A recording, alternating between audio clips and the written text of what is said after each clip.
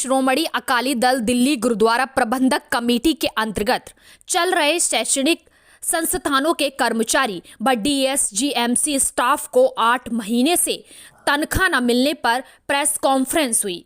महासचिव गुरमीत सिंह सेट्टी ने press conference के माध्यम से संबोधित करते हुए बताया कि वर्तमान कमेटी द्वारा सिख कर्मचारी धमकाए डराए जा रहे हैं, जिसको लेकर 3 कॉलेजों के कर्मचारी अपनी समस्या को लेकर पार्टी प्रधान परमजीत सिंह सरना के पास पहुंचे। देखिए खास खबर दिल्ली।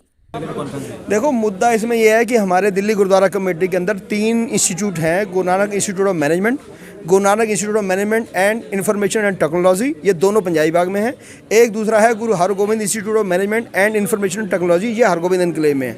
ये तीनों कॉलेज के 95% एम्प्लॉइज़ आज मतलब कोर्ट केस में धक्के खा रहे हैं अपनी सैलरी को लेकर। और सैलरी भी क्या जानो कि अगर कोर्ट ने आर्डर कर दिया कि कोरोना की वजह से 60% सैलरी ले लो, तो ये 60% सैलरी भी उनको आज अप्रैल की सैलरी दिसंबर में रिलीज़ हो रही है।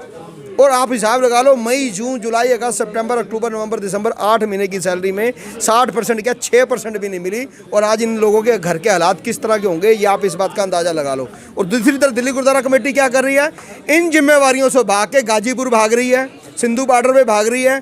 गुरु की गोलक पे जिसका पहला हक बनता है वहाँ के एम्प्लॉइज़ का, कहते हैं गुरु की गोलक गरीब का मुंह, तो जो उन पैसा उन तक पहुंचना चाहिए था उन पे ना खर्च करके अपनी पंजाब की राजनीति को बचाने के लिए, किसानों की राजनीति में अपनी एंट्री दिखाने के लिए वहाँ पे लंगर लगाया जा रहा है। लंगर सारा हिंदुस्तान का, ऑल ओवर वर्ल्ड वहाँ पे किसानों की मदद कर रहा है। लेकिन वो कहाँ से कर रहे हैं, अपनी जेब से, अपनी कमाई, मेहनत की कमाई में से 10 निकाल के उसका शेयर जो है उसमें वो दान कर रहे हैं। एक आम आदमी भी वहाँ पे लंगर बना के ले जा रहा है, जितना उसके घर के अंदर उसकी हिम्मत बनती है वो जा रहा है।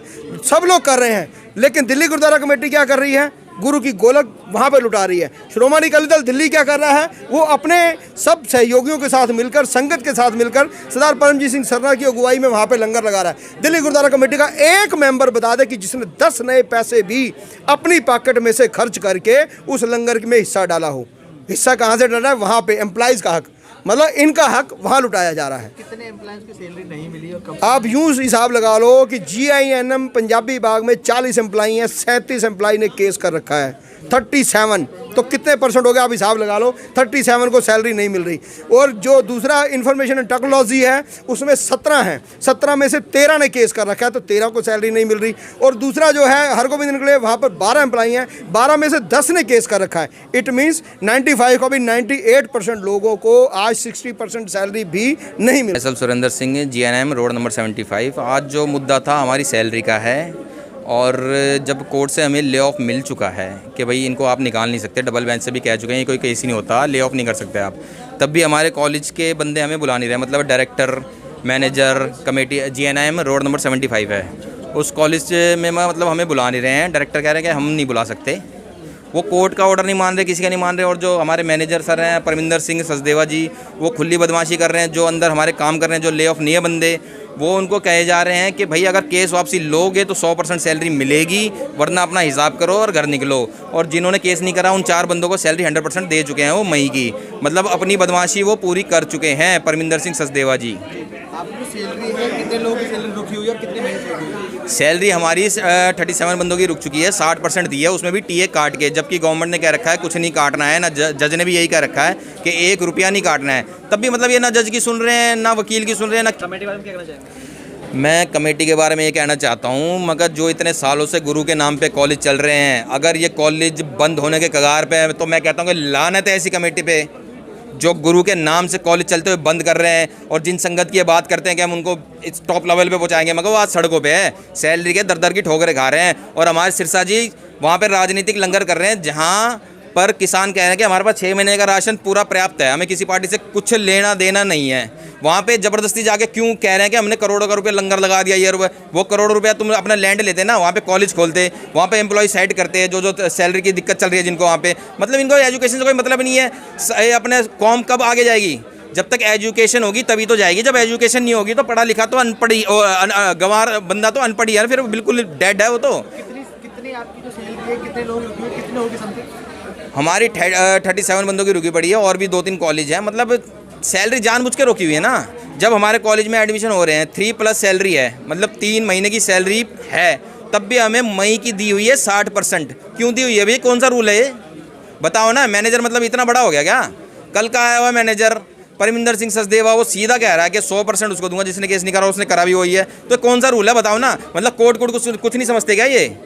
आप जाते हैं वहाँ पर गए हैं अभी तक, तो कोई मतलब कि क्या रूल है कि भाई जो लोग हमें तो बुला ही नहीं रहे, हम तो ले ऑफ पे हैं। जबकि कोर्ट ने सेकंड बेंच ने कह रखा है कि कोर्ट का ये कोई केस होता नहीं है, ठीक है ना। तो तब भी भाई जो अंदर जा रहे हैं उनको धमकी दी जा रही है, केस वापसी लो तभी तुम्हारा होगा, वरना अपना हिसाब करो। और हिसाब करने के बाद पैसे मांगते हैं तो कहते हैं हमारे पास अभी पैसे नहीं, बाद में देंगे। ये कौन से रूल चल रहे हैं मेरे को बताओ ना। सर एक्चुअली हम लोग यहाँ पर अपनी सैलरी से रिलेटेड और अपने लेड ऑफ से रिलेटेड इशू से आए हैं। हम लोग पिछले 14-15 साल से इस कॉलेज में काम कर रहे हैं। हमें सैलरीज टाइम पे नहीं मिल रही थी और अब हमें कोरोना टाइम पे लेड ऑफ कर दिया गया। ये इश्यूज थे हमारे। मतलब कितने महीने से आपकी सैलरी नहीं मिली? हमें अभी नियर अबाउट 8 मंथ्स हो गए हैं। ये प्रॉब्लम कब से चल रही है आपकी? पिछले 2-3 साल से चल रही है। अगर आप इस कोर्ट में लेके गए इस मुद्दे को, तो क्या वहाँ से कोर्ट से हमें बस कोर्ट के पॉइंट से ही, जब कोर्ट का ऑर्डर होता है उसके अकॉर्डिंगली ही सैलरी मिल रही है। वहाँ लास्ट टाइम तो उन्होंने कोर्ट के ऑर्डर भी फॉलो नहीं किए। लास्ट टाइम तो कोर्ट के ऑर्डर भी फॉलो नहीं है। कोर्ट ने बोला कि सैलरी दिसंबर तक अपडेट कर देनी है उनको। उन्होंने 2 मंथ में फॉलो किए ही नहीं। कोर्ट के रिटर्न ऑर्डर भी फॉलो नहीं किए उन्होंने। आप कितने लोगों की सैलरी रोकी हुई है? कितने लोग हैं? 10 बंदों को। अब आगे की प्लानिंग क्या रहेगी? अगर आपको सैलरी नहीं टाइम से मिलती है तो आगे की प्लानिंग सर हम कोर्ट केस तो कर ही रखा है और आगे हम देखते हैं कैसे क्या कुछ ना कुछ तो करेंगे।